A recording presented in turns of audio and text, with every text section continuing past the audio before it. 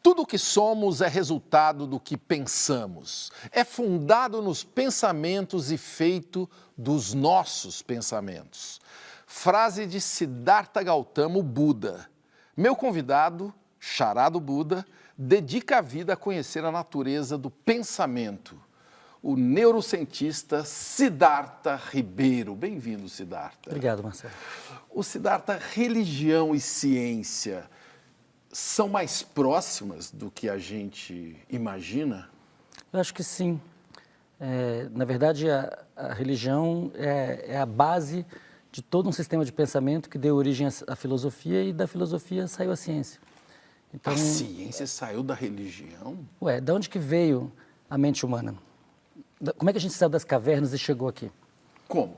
Através das crenças, acreditando em entidades imaginárias que causavam a realidade. Então, só na era axial, Tales de Mileto, passaram-se muitos milhares de anos até que um ser humano falou, olha, tudo é água. Se tudo é água, então, quer dizer, não preciso de uma força divina para explicar a causalidade, porque as coisas são feitas de observáveis. Mas isso veio, evidentemente, no bojo de um processo de crenças religiosas, isso é inegável. Não tem cientista que fica bravo com você quando você fala assim? Olha, talvez. Quantas pessoas no mundo acreditam em deuses? Quase todas. Eu acho que o grande problema é a confusão entre os deuses de dentro e o Deus universal, né? O universo em si. O universo em si é para a gente contemplar, para a gente participar dele, mas não adianta pedir nada para o universo, na minha concepção. Mas os deuses de dentro, as crenças que as pessoas têm em diferentes entidades, em espíritos, em ancestrais, essas podem ser muito benéficas para a pessoa que crê. Quem são os deuses de dentro? Quaisquer entidades nas quais as pessoas creiam. Quando as pessoas pedem alguma coisa para um santo, ou para um caboclo, ou para algum orixá, elas, na verdade, na minha concepção, estão pedindo essas coisas para as suas representações mentais dessas entidades. Isso é uma tecnologia que começou lá no Paleolítico e que foi muito útil, foi muito eficaz. E nós não deveríamos jogar isso fora. Mas acho que a gente precisa entender que toda essa construção é uma construção interna. Então, não foi Deus que inventou o homem, foram os homens que inventaram os deuses. Existe muita vaidade no meio científico? Claro, claro. Assim como no meio artístico, as pessoas que trabalham com criatividade muitas vezes são narcisos. E ela tem algum tipo particular, assim, por conta do sacerdócio que às vezes existe no meio científico? A ciência é um lugar interessante da mente humana porque exige muito rigor e muita disciplina por um lado, existe muita alegria e prazer de fazer as coisas pelo outro, mas existe uma enorme tolerância com os diferentes. Na ciência a gente entende que uma pessoa muito estranha pode ser fundamental. Que bom, né? Muita gente que desconfia da ciência fala que os cientistas brincam de Deus, mas alguns também brincam com o capeta, não é verdade? A ciência é uma moeda com duas faces, né? Por um lado, ela vem servindo desde o início da sua existência ao capital. A ciência se confunde muito com o capitalismo. E com a guerra também. E com a guerra, portanto. Né? O prêmio Nobel vem de uma pessoa que enriqueceu inventando explosivos e que, de alguma maneira, se arrependeu disso. Aliás, por isso ele criou o prêmio Nobel, para que a gente lembre dele como o prêmio Nobel e não como o inventor do explosivo. De alguma maneira, corrigindo algum mal que tenha sido feito. Então, por um lado, a ciência ela é muito útil a quem domina. Por outro lado, a ciência é libertária, ela é iconoclasta, ela é quase que uma força revolucionária permanente. Então, nessa chave dupla, ela serve a dois senhores.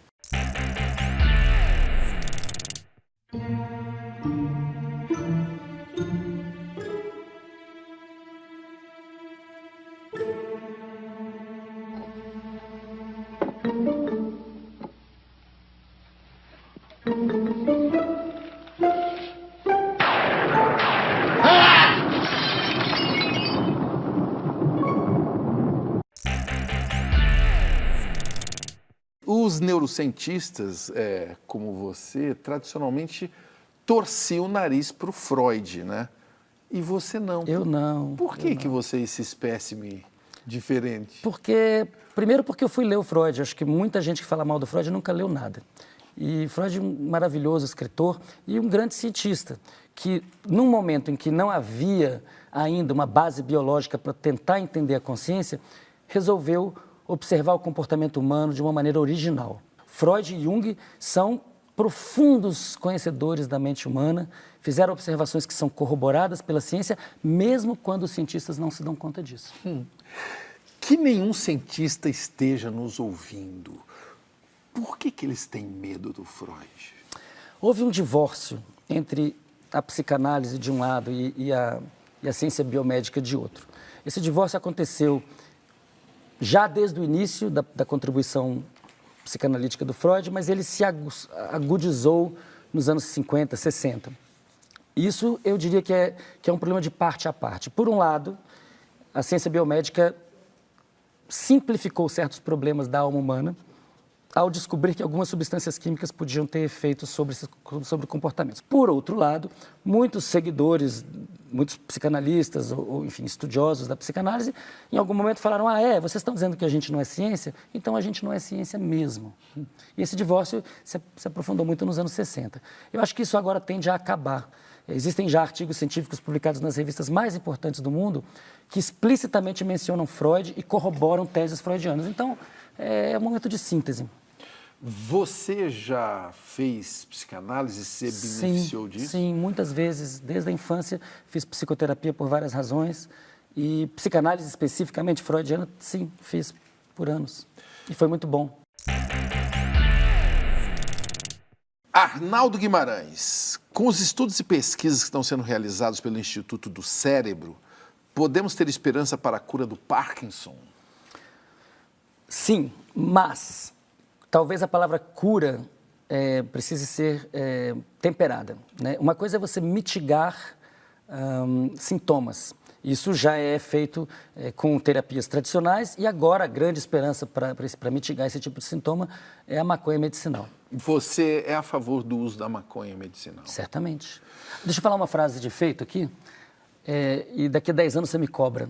Eu acho que a maconha está para a medicina do século XXI, como os antibióticos estiveram para a medicina do século XX. Mas que linda frase! Muita gente deve ter ficado muito feliz ouvindo você. E eu tenho certeza que muitas pessoas que hoje ainda são contra por preconceito, em breve estarão se beneficiando disso. Se a pessoa for procurar na farmácia medicamento à base de substâncias da maconha, hoje ela já encontra. Só que são remédios caríssimos, mais de R$ 2.800 por uma quantidade pequena. Então eu tenho participado de um movimento que é pela regulamentação do cultivo em casa ou das cooperativas sem fins lucrativos. Será que estão bloqueando isso porque tem gente que vai ganhar menos dinheiro? Eu não tenho a menor dúvida. Não tenho a menor dúvida. O que seria para a indústria farmacêutica um remédio que compete com tantos outros, mas é produzido em casa? No próximo bloco, o papo é concreto, a dura e desconcertante realidade. Como é fazer ciência num ambiente hostil em que tem gente ainda falando de terra plana? Siddhartha Ribeiro vai responder aqui, você cutuca o cara com a hashtag provoca.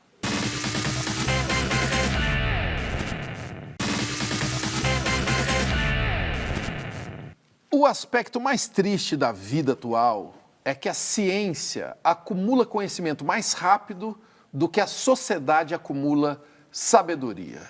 O recado é do escritor Isaac Asimov. Ô Siddhartha, você disse numa entrevista que o excesso de conhecimento com falta de sabedoria é perigoso. Com certeza. Explique. É a situação que a gente está vivendo hoje. Uma boa parte do planeta em guerra, máquinas de destruição cada vez mais poderosas, robôs, soldados, bombas horríveis, armas químicas, armas biológicas que existem, não são utilizadas ou às vezes são utilizadas. Então é uma situação muito perigosa para o planeta, né? Um capitalismo desenfreado em que os ricos estão muito mais ricos do que eram antes e os pobres não estão melhorando muito de vida.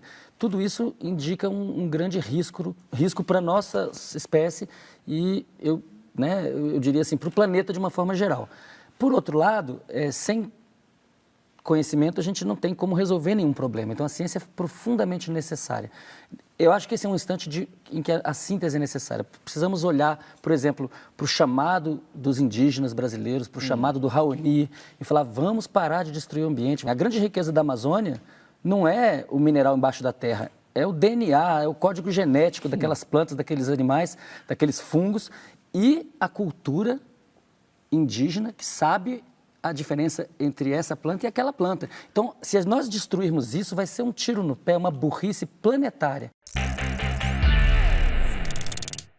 O interesse na Amazônia não é no índio nem na p da árvore, é no minério.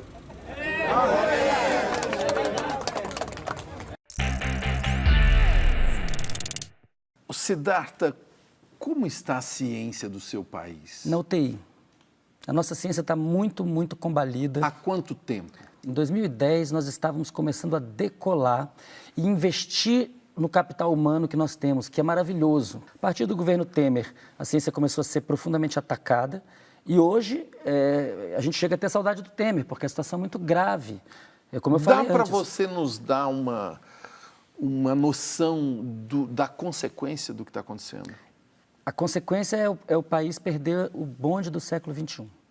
Se nós não mantivermos e aumentarmos o nosso investimento em ciência e tecnologia e, portanto, em educação, se nós não pagarmos melhor os professores do magistério, se nós não investirmos nas bolsas de pesquisa, se nós não tivermos dinheiro para instalar e manter laboratórios, o Brasil vai se tornar um país muito atrasado e já é desigual, já é injusto, vai ser muito pior. Mas eu insisto, me dá uma ideia mais concreta do que está acontecendo. No meu laboratório eu tenho 5 alunos sem bolsa. E o que isso vai significar? Isso, quando você tira o combustível da ciência, qual é o efeito que dá lá na frente? O efeito que dá lá na frente é de empobrecimento da sociedade como um todo. O João pergunta para ele como um neurônio de um Bolsonaro consegue sobreviver em um ambiente tão inóspito que é o cérebro dessa família. Olha, é terrível a gente estar aqui falando do presidente da República Brasileira nesses termos, mas infelizmente parece que nós fizemos uma coisa que nunca tínhamos feito antes, que é investir, ou pelo menos uma parte da população, investir num projeto de destruição do Estado. Mas, Siddhartha, muita gente que apoia o Bolsonaro e que assiste esse programa pensa que ele defende o Brasil, ao contrário do que você está falando. Ele diz que defende, mas então se ele defende, ele tem que cumprir a promessa que ele fez durante a campanha e colocar o investimento em ciência no Brasil em torno de 3% do PIB. Essa foi uma promessa de campanha e ele está fazendo exatamente o contrário. Quanto que ele está investindo? Está caindo para abaixo de 1%. Ou seja, está desinvestindo. Está desinvestindo. Como recuperar uma mente que é invadida por um pensamento que só enxerga um viés? Acho que com diversidade de pensamentos, com livros, né? As pessoas estão esquecendo que ler é importante. E o nosso pensamento, quando ele é praticado apenas em 140 caracteres, ele vai ficar do tamanho desses 140 caracteres. Então é preciso que as pessoas leiam mais, vejam menos televisão. Eu sou totalmente a favor da internet, da televisão. Tudo isso é muito bom, mas em quantidades moderadas. As pessoas precisam se abrir para o diverso, entender que existem pessoas com opiniões diferentes e buscar essa diversidade em lugar de procurarem uma opinião idêntica à sua. Olá, eu sou Anderson Neves. Eu tenho um entendimento, eu reconheço a realidade de que a Terra é plana e de que o globo, na verdade, é uma ficção científica. Eu sou Alan Silva. Eu acredito com certeza que a Terra é plana. Olá, eu sou J. Martins. Eu tenho 2 certezas na minha vida, né? A primeira é que um dia eu vou morrer e a segunda é que a Terra é plana.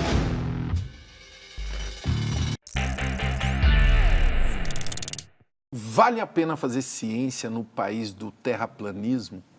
O terraplanismo é global, né? Não é só no Brasil. É claro que o Brasil está numa crise mais aguda de burrice, até porque tem muito pouca livraria, muito pouca biblioteca, as pessoas leem muito pouco aqui. E o debate é um debate muito raso, em geral. Mas a gente tem que melhorar. O Brasil também é um país incrível culturalmente, com a cultura mais sofisticada do mundo também está aqui. Então a gente tem que acreditar nisso, a gente precisa lutar pelo Brasil. O Brasil está num momento de vai ou racha. Nós vamos precisar de muito conhecimento técnico, científico, para colocar o país em marcha novamente. O país está parado e, em alguns aspectos, andando para trás rapidamente. Só que você é diretor da Sociedade Brasileira para o Progresso da Ciência e tem muita gente poderosa que quer a ciência andando para trás. Como resolver esse cabo de guerra? Preciso engajar as pessoas no entendimento de que os cientistas não estão lutando pelo que é seu, estão lutando pelo que é nosso. As pessoas têm que entender com profundidade o que isso significa, porque hoje em dia ninguém não compra nenhum chiclete na farmácia sem passar por uma rede de computadores. Se não tivesse ciência, não teria nem como ele economizar no combustível. Nada, não teria. A produtividade da agricultura não estaria lá, não teria vacina, não teria antibiótico, não teria nada. A vida seria horrível, estaríamos de volta à caverna. Será que não é melhor voltar para lá? Não, Marcelo, nós temos que pensar em avançar. Então vamos avançar para o próximo bloco.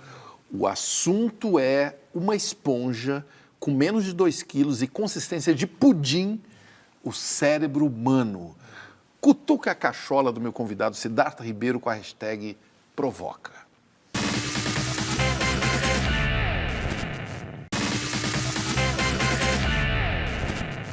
Qual é a relação entre a obra de Salvador Dalí e a tabela periódica? A música Yesterday dos Beatles e a máquina de costura?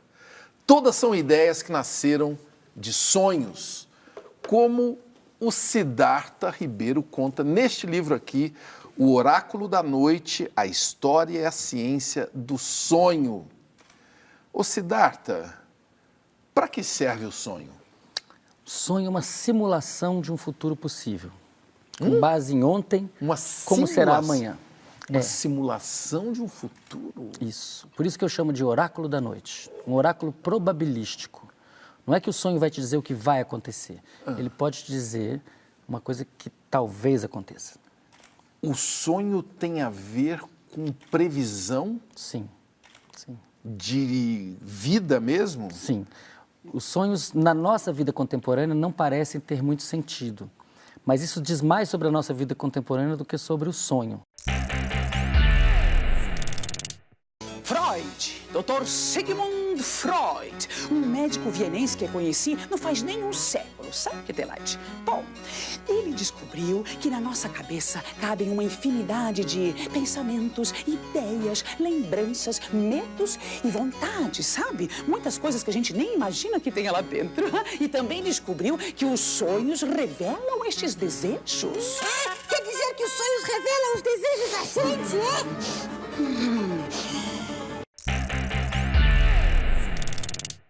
O sonho ajuda na memória? Sim. Bom, o sono ajuda na memória. O sono ajuda o cérebro a descartar as memórias que não são necessárias, então esquecer, reforçar as memórias que são necessárias e também recombinar as memórias, reestruturar as memórias, gerando novas ideias, ou seja, a fonte de criação. Então, peraí, você está falando que para ter uma boa memória é importante esquecer. É importante dormir e esquecer, claro. Imagina se você lembrasse de tudo que já te aconteceu até hoje. Aquele conto do Borges, né? O Funes o Memorioso. Se você lembrasse de tudo, você não teria condição de operar sobre isso. Então, para que nós estejamos falando sobre qualquer coisa agora, nós temos que não estar falando sobre todas as outras coisas agora. E os sonhos ajudam a gente a triar as memórias. O sono e os sonhos. Os sonhos, na verdade, têm um papel biológico que apenas agora começou a ser revelado, os artigos científicos sobre isso têm em torno de 10 anos. E existem evidências recentes mostrando que quando a gente sonha com alguma atividade concreta, por exemplo, jogar um joguinho de computador, um videogame, o seu desempenho melhora depois que você sonha. E por que o sono que ajuda na memória não facilita a gente lembrar do sonho no dia seguinte? Então, isso é interessante. Você tem aquela memória da última cena do sonho. Mas essa memória, ela está muito débil, porque o cérebro, durante o sono REM, ele não possui níveis altos de noradrenalina, que é um neurotransmissor necessário para fortalecer essa memória. Então, peraí. Na hora que a gente acorda, aquilo está muito fragilzinho. Frágil. E por isso que você pode esquecer rapidamente. Isso, é um fiapo de memória. O que você deve fazer? Deve ficar imóvel. Hã? Imóvel. Imóvel na cama. Quietinho em casa, na cama, a pessoa fica quieta. Pega o papel e lápis e começa a lembrar. Ao fazer isso, a noradrenalina vai ser liberada, e aquela memória que estava débil fica forte, e aí é como se fosse um fio de um novelo. Ela vai puxar, e uma pessoa que se dispõe a fazer isso, em poucos dias ela já está escrevendo 10, 12 páginas.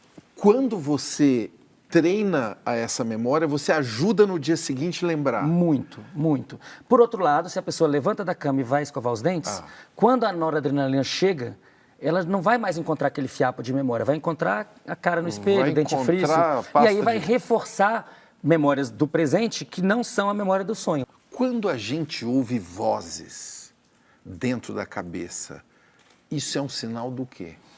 Então, veja, todo mundo ouve vozes dentro da cabeça. As pessoas que são ditas saudáveis consideram que essas vozes são a sua própria voz, é o diálogo interno. Algumas pessoas interpretam essas vozes como sendo de outras pessoas. E nesses casos a gente diz que elas estão em psicose e hoje são consideradas doentes. Mas há 3.000 anos, essas pessoas eram valorizadas. O faraó ouvia vozes, o faraó se considerava um deus. Era como se estivesse ouvindo uma voz especial. Julian Jaynes falava isso, ele falava, olha, aquilo que hoje é considerado doença, o que a gente chama de esquizofrenia, por exemplo, há 3.000, 4.000 anos atrás, era distinção social. Era alguém muito iluminado que ouvia. Exato, ou as pessoas eram psicóticas ou andavam atrás de um psicótico para orientá-las. Quem garante que nós não estamos sonhando agora? Isso é uma proposição filosófica muito antiga. Na China, há 2.500 anos, as pessoas se perguntavam isso. Nada. Ninguém. Ninguém.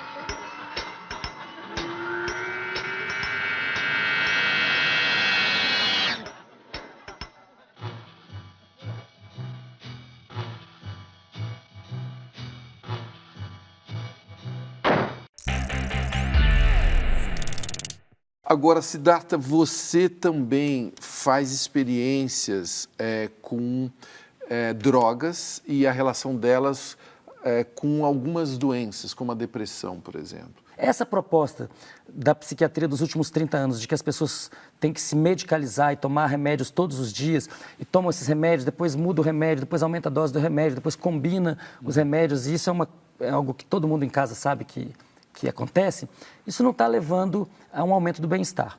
E é aí que surgem os psicodélicos como uma esperança de tratar o trauma, tratar a depressão, são coisas diferentes, mas que têm relação, não com remédios todos os dias, mas com remédios poderosíssimos que são administrados de vez em quando, em poucas sessões, com muita psicoterapia, com muito conhecimento da psicologia, do setting. E isso tem tido efeitos impressionantes, por exemplo, com pessoas traumatizadas que vêm da guerra. Você fala em psiconáutica, né? É uma arte de navegar mentalmente sobre o efeito de psicodélicos. Que cuidados que deve-se tomar para essa viagem ser uma viagem reparadora, uma viagem tranquila, se é que posso usar essa palavra? A gente deve abordar a psiconáutica como a gente aborda o esporte radical. Voar de parapente é maravilhoso, fazer mergulho subaquático é maravilhoso, mas é perigoso.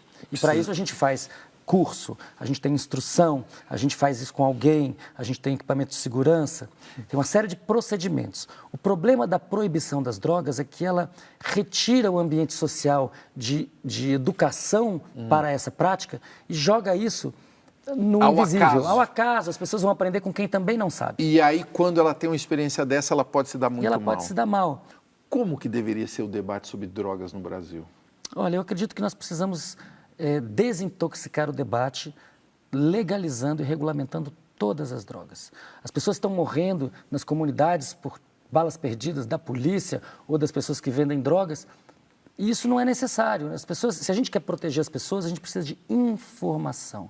Tudo tem que ter bula, tudo tem que ter prazo de validade, tudo tem que ter a pureza determinada, sem contaminantes. E aí as pessoas vão fazer suas escolhas adultas, inteligentes.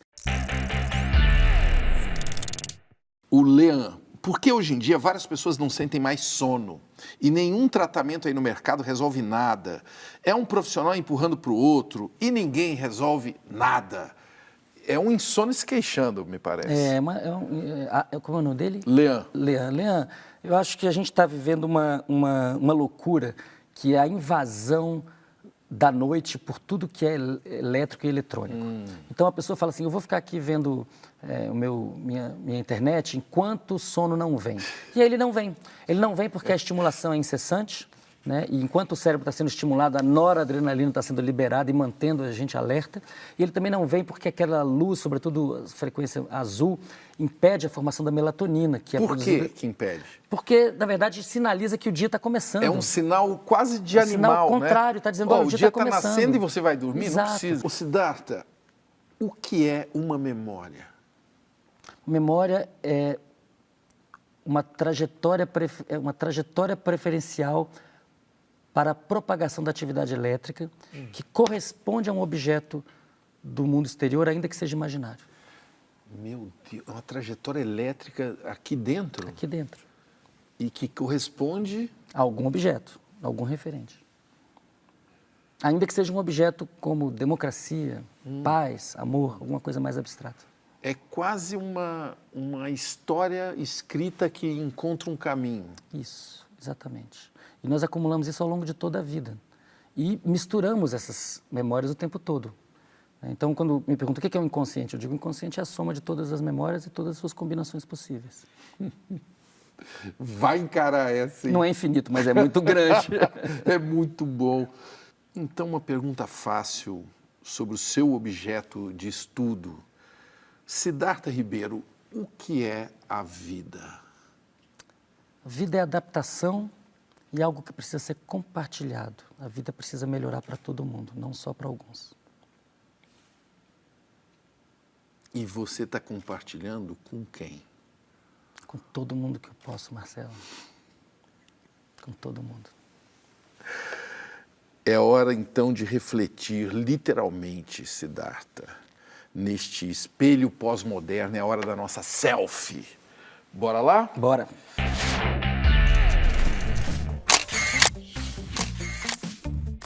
E aí, Siddhartha, estamos refletidos aqui?